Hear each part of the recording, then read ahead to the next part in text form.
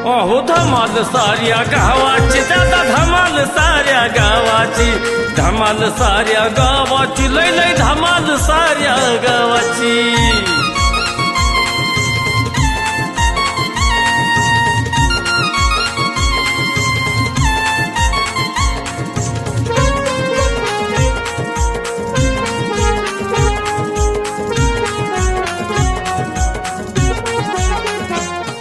परत एकदा सांगती, कुठं जायचं नाही, दारू प्यायची नाही, आणि हाय असं दिसला पाहिजे, नाही तर माझ्या इतकं वाईट ना.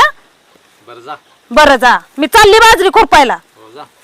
तुम्ही ते पेताळ सांगते सासरच का? हो हो हो. का हो? काय नाही, हिथंच पडीक दिसता म्हणून चौकशी करा म्हणलं. पाहुणं तुम्हाला काय माहितच नाही.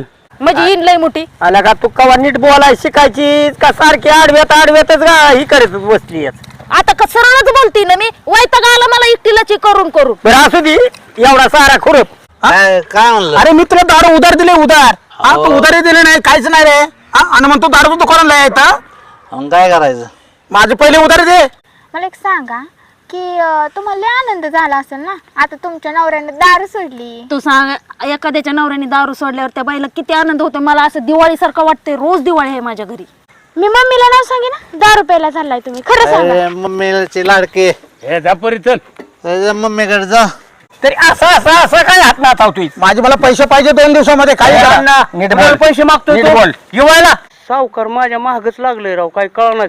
मग ते काय राव, ती सगळी गावातली लोक नावं ठेवते ती तुम्हाला. कशाबद्दल? तुम्ही सारखं पोरीच्या घरी येताय.